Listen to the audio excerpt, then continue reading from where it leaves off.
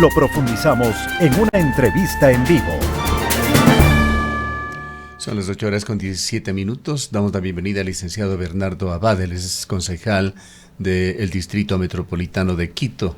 Quisiéramos, Bernardo, el tiempo de darte la bienvenida, conversar sobre la situación del país, pero particularmente de la capital de la República, que como todas las ciudades del Ecuador enfrenta una serie de problemas y preocupaciones ciudadanas. Quisiéramos iniciar con el tema del transporte, el transporte público, costo, calidad, con algunos temas que son referentes en Ecuador.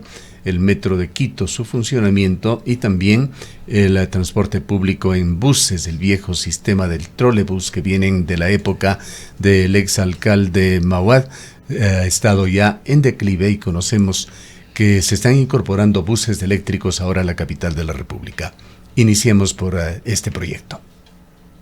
Saludos cordiales, Gustavo, y a la amplia audiencia de Antena 1. Primero, Gustavo, quisiera también sumarme al pésame por la señora Maggie Serrano, a quien conocí personalmente, y cuyo hijo, el doctor Miguel Malo Serrano, es actualmente el secretario de Salud del municipio de Quito, a quien les expresé el día de ayer personalmente mi sentido pésame. Con eso comenzaba Gustavo. Y vamos al tema. Acabo de escuchar lo que ustedes señalan acerca de que querrían los transportistas en Cuenca subir el pasaje, en suma. No quiero meterme en temas que no me competen, que es el tema obviamente de Cuenca, pero sí voy a poner ejemplos en Quito. Primero, felicito la forma en que se maneja en Cuenca el pago, el transporte, obviamente lo que son las tarifas en el transporte, porque lograron algo que es importantísimo y que desde Quito nosotros hemos resaltado, y de hecho lo he hecho y lo he puesto en el tapete en el pleno del Consejo del Distrito Metropolitano de Quito, el que hay esta caja común. Es decir, que en el transporte urbano de superficie y los buses se puede utilizar una tarjeta para utilizar cualquiera de los buses ahí. Eso hay que resaltar, porque se le ha logrado algo y es la única ciudad en el país que lo ha hecho.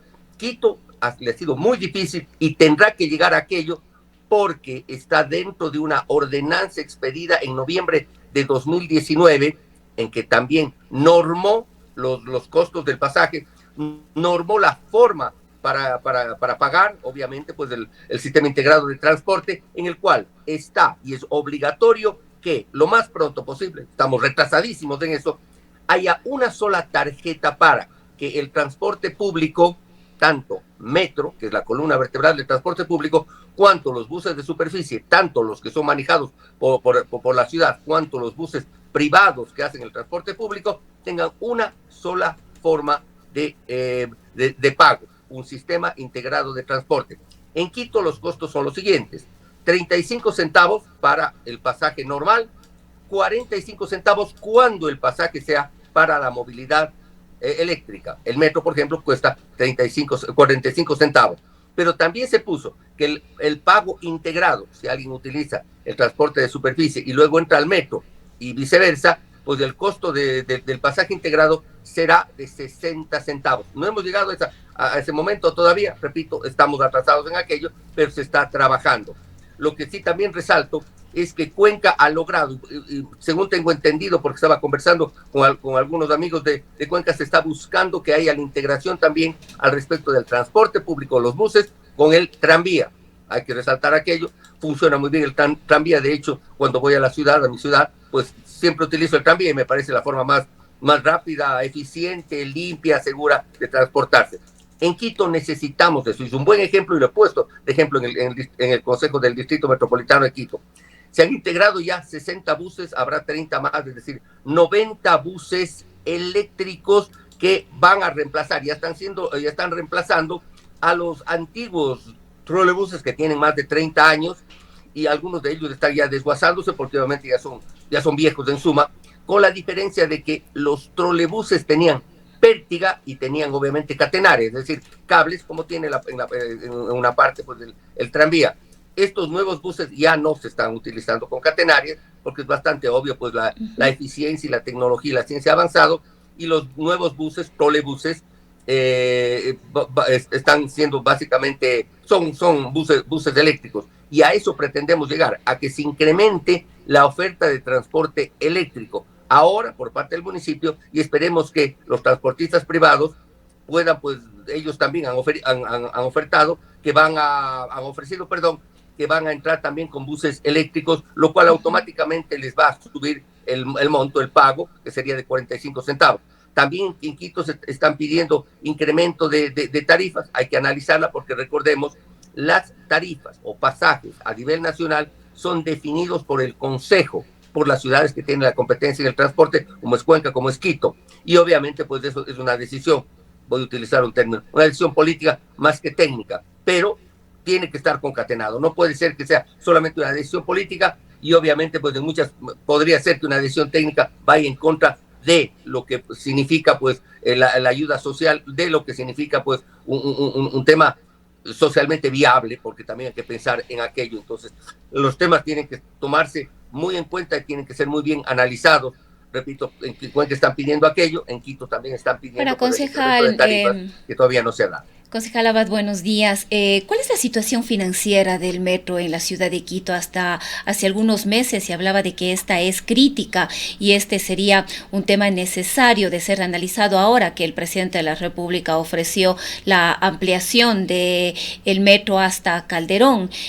¿Cuál es esta situación financiera? ¿Cómo se está manejando? Entendemos que estos pasajes a los que usted hizo referencia tienen un subsidio importante del municipio.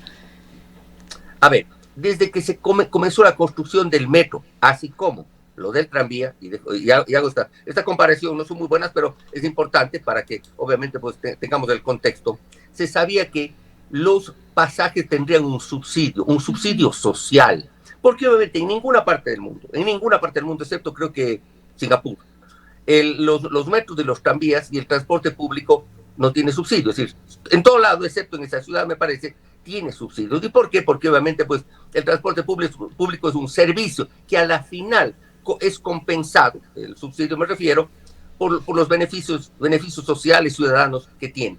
En Quito la situación es esa. A la final el metro ha costado pues en su construcción 2.100 millones de dólares.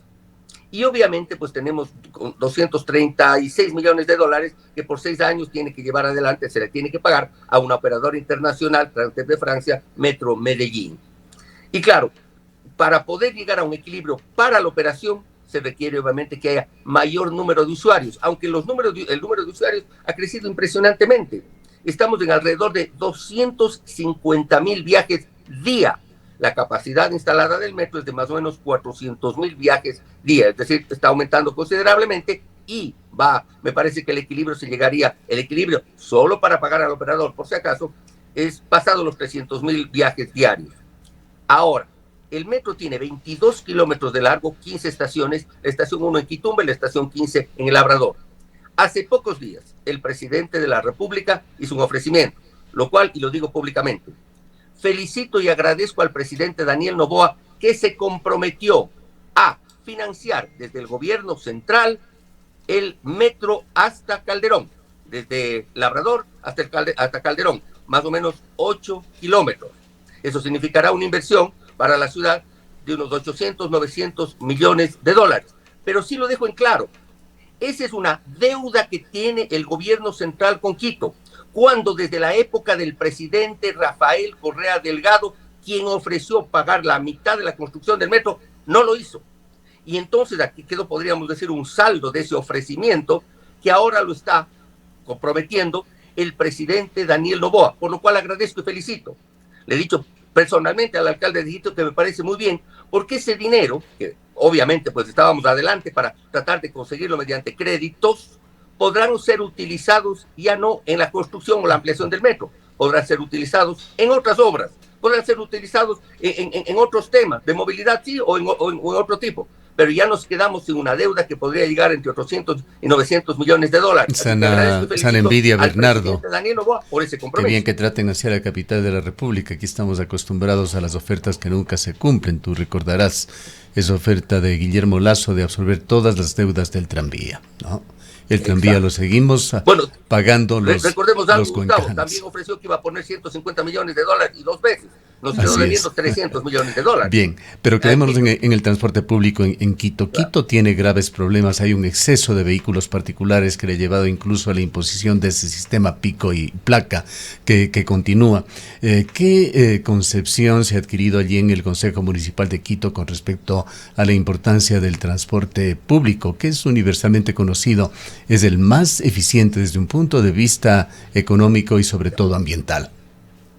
Por supuesto. A ver, Quito tiene alrededor de 600,000 vehículos particulares que están matriculados en la ciudad. 600,000, es una cantidad impresionante. Entonces, obviamente, la idea es reducir el número de vehículos que circulan en la ciudad, sobre todo en el hipercentro, con buen transporte público. De hecho, ha quedado claro que el metro está logrando aquello. Se han reducido considerablemente, sobre todo en la ruta norte-sur, el que haya vehículos particulares circulando, y menos buses contaminantes, porque obviamente, pues ya lo dije, las cifras de personas que circulan cada día en el transporte público metro. Pero requerimos más. Por eso es que todavía el Ejecutivo, es decir, el alcalde de Quito, nos está debiendo a los quiteños, porque tenemos ya las ordenanzas.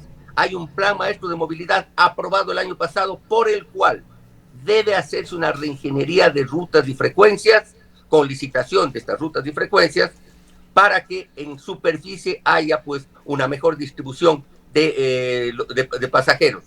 Hacer que los buses ya no todos vayan norte-sur, que la gran ruta, esa era la carne, podríamos decir, y la occidente-oriente, el hueso. Pero en este caso, teniendo al metro como columna vertebral del transporte público en Quito, norte-sur, la idea es que en esta reingeniería gran parte de los buses vayan oriente-occidente y vayan obviamente a los sitios donde actualmente no llega el transporte público. Y de esa forma, obviamente, pues primero organizar bien el transporte y luego hacer que haya menos recorridos de vehículos privados. Y una vez que tengamos un sistema eficiente de transporte público, comenzando con el metro y obviamente pues el agradecimiento al presidente Noboa por la ampliación, por el compromiso de ampliación hasta Calderón, que es la zona de mayor crecimiento en el país. Por si acaso, la parroquia rural de Calderón tiene más de 300,000 habitantes. Es la parroquia rural más grande que tiene este país, y solo como detalle, 3 veces más habitantes que la ciudad de Latacunga. Poco más de la mitad de lo que tiene Cuenca en este momento. Pero está así, entonces necesitamos que el transporte público de superficie sea reorganizado y que se amplíe el metro y así obviamente pues reducir considerablemente y poder incluso poner, porque se está pensando en poner nuevas restricciones vehiculares. Pero desafortunadamente si no hay un buen transporte público, cualquier restricción vehicular hace que las personas... Bernardo, para tener una idea de las dimensiones, ¿cuántos buses urbanos sirven a la ciudad de Quito para entender el significado de estos 90 buses eléctricos que se incorporan? Muy poco.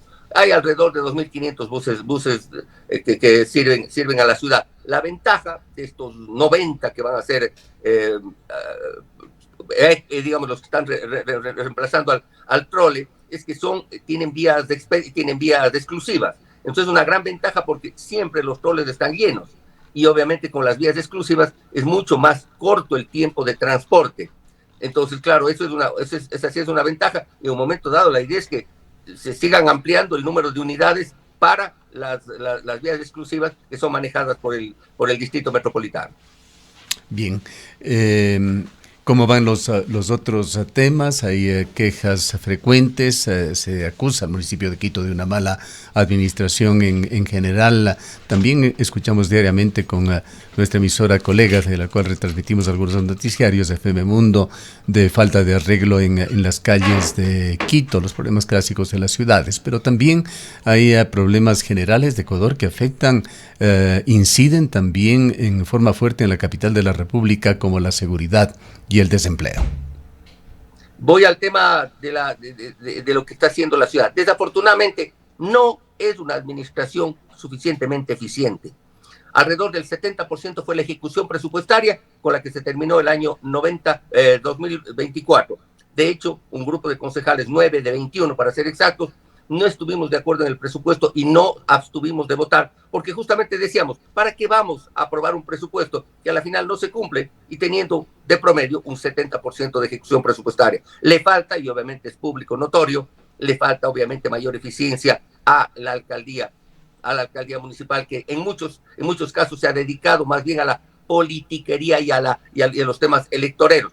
No el alcalde, porque el alcalde fue sancionado ya por aquello, y más bien se ha mantenido calladito en esta elección, porque obviamente podría ser sancionado nuevamente. Recordemos, por primera vez un alcalde fue sancionado por hacer explícitamente campaña electoral, y la sanción la conocimos. Otros temas, la inseguridad, como en todo el país, menos que en ciudades como de la costa, sí, pero mucho más que con ciudades como en Cuenca, donde se precia y está muy bien de que es una ciudad bastante segura. Así deberían ser las ciudades en el país. Pero es una ciudad, Quito, compleja porque obviamente hay mucho inmigrante, tanto del resto del país, cuanto extranjeros. Y la situación es compleja porque hay ciertos sectores donde desafortunadamente controlan los grupos de delincuencia organizada que se dividen el territorio para vender droga, el microtráfico. Entonces eso también es un problema que a todos afecta a nivel nacional, en Quito también, pero repito, bastante menos que algunas ciudades de la costa. Y obviamente los problemas normales y corrientes, ciertos problemas de recolección de basura, obviamente pues los temas de movilidad, que es uno de los más acuciantes en esta ciudad, y obviamente vamos trabajando día a día desde el Consejo del Distrito Metropolitano de Quito. Bien, una pregunta final, Bernardo. Quito, ¿cómo está políticamente? Esa polarización ADN-correísmo que se refleja en las encuestas se aplica también a la capital de la República. ¿Cómo absorben los quiteños esa situación de pérdida de preeminencia de la capital con respecto a la presidencia de la República? Es mucho tiempo que un quiteño no es presidente de Ecuador. Antes la plataforma necesaria, el escalón necesario para llegar a ser presidente de la República era haber sido alcalde de Quito. Definitivamente. Bueno, en cuanto a la polarización, es igual que en todo el país en este momento, según las encuestas serias, a esas hago referencia, no a aquellas encuestas fake. Obviamente, pues hay una polarización muy clara, hay dos personas, tal cual decía Juan Cubi, que le escuché con detenimiento, hay dos candidaturas que están por sobre el resto, con una distancia impresionante. Igualmente ocurre en Quito. Solamente recuerdo en la anterior elección, cuando Quito hasta cierto punto, y lo dijo el presidente Daniel Noboa, en la sesión solemne del año 2023, cuando agradeció a los quiteños, dijo, por Quito soy presidente de la República. Él es guayaquileño, pero dijo, por Quito soy presidente de la República, y así fue porque Quito, podríamos decir, fueron los votos en los que dieron la presidencia. ¿Ocurrirá de nuevo? No lo sé. Las encuestas señalan de que hay esta polarización. Se dieron dos concentraciones muy grandes en el lanzamiento de las campañas, al norte, justamente en la zona de Calderón, Luisa González, al sur, en la zona de Solanda, la campaña de ADN. Y claro, en el día a día se van viendo movilizaciones, se van viendo obviamente pues estas concentraciones, que actualmente poco son valederas según los expertos. Juan Cubi decía que no es usuario de las redes sociales, pero las redes sociales son las que están marcando, y según las redes sociales pues obviamente habría una preeminencia de una de las candidaturas, y que habría estas dos, obviamente ADN con la Revolución Ciudadana, las que están liderando. ¿Qué ocurrirá en Quito? La verdad no lo tengo muy claro. Por el momento, según las encuestas serias, ADN tendría ventaja tanto en presidencia cuanto en asambleístas que la Revolución Ciudadana, pero eso habrá que verlo el domingo 9 de febrero. ¿Qué decir en cuanto a esa situación un tanto opaca que no brilla de políticos quiteños que puedan aspirar a la más alta magistratura? Hemos conversado con un buen grupo de personas. Obviamente, yo soy cuencano de nacimiento, muy orgulloso, quiteño de corazón, por supuesto, vivo aquí 35 años, y hemos conversado sobre eso. Y esa es una preocupación, porque dice, ¿dónde están los cuadros políticos jóvenes? ¿Dónde está la nueva generación de políticos influyentes, o influencers hasta podríamos decir? ¿Dónde está esa nueva camada que se va a hacer cargo del liderazgo de la ciudad y quién sabe si del país? Pues hay muy pocos, no hay un político joven que destaque, no hay personas nuevas. de partidos políticos diferentes que podrían estar ahí. Y eso preocupa, obviamente, sobre todo a los experimentados, no digo viejos, a los experimentados en la política, que obviamente en su momento fueron alcaldes, fueron concejales, fueron ministros, fueron hasta presidentes de la República, con quienes hemos conversado, y obviamente están preocupados por aquello. ¿Dónde está el nuevo liderazgo? ¿O es que el nuevo liderazgo tiene otras características y esa preeminencia está en la costa ecuatoriana? Eso es lo que preocupa mucho, mucho aquí en Quito, Gustavo. Recordemos también que hay una situación bastante crítica, una debilidad en el sistema democrático en general, que no es exclusivo de Ecuador, pero que aquí se lo está sintiendo drásticamente. Apena muchísimo ver esas encuestas que dan cuenta de que los ecuatorianos están muy abiertos a aceptar un gobierno prácticamente unipersonal, sin contrapesos, sin oposición, sin una legislatura que pueda equilibrar menos otras funciones del Estado. Estamos viviendo una situación muy sui generis. Así es. Y como detalle, si es que se da, si es que gana la opción del actual presidente candidato Daniel Noboa, él ha anunciado que irá a una asamblea constituyente, lo cual, lo ha dicho él públicamente, podría cambiar la institucionalidad para volverla más democrática. Y aquello es interesante porque el anuncio realmente convoca, vamos a esa asamblea constituyente para cambiar lo que muchos consideramos errado. Un punto de orden, Bernardo. Yo le escuché etcétera, ¿no? Yo le escuché a Daniel Noboa decir que necesita cambiarse la Constitución, pero el cómo, que lo anunciaría en forma posterior. ¿En qué momento dijo que va a ir a una asamblea constituyente? Le leí el otro día, hace 2 días me parece, indicando, y te paso por interno, Gustavo, indicando de que iría a la asamblea constituyente. Estará determinado, obviamente, sobre todo por la elección de asambleístas. Parece que obviamente están evaluando el tema de los asambleístas y posteriormente pues podría ir a esta asamblea constituyente. Lo comentó, también me sorprendió mucho y claro, me quedé fijo ahí, me quedé interesado en ello y empecé a averiguar y obviamente pues habría mucho interés de ir a la asamblea constituyente, la forma de hacer algo las correcciones. Que las encuestas dicen también que el gobierno conseguiría un bloque, pero no el más importante nuevamente en la próxima asamblea. Así es, exactamente. Y creo que están evaluando eso. Bien. Gracias a Bernardo, un gusto de saludarte y muchas gracias por compartir estas inquietudes con nuestros oyentes. Siempre a la orden, Gustavo, pues aquí estamos. Un gusto. Declaraciones del licenciado Bernardo Abad, presentador de noticias por muchos años, actual concejal en el municipio del Distrito Metropolitano de Quito.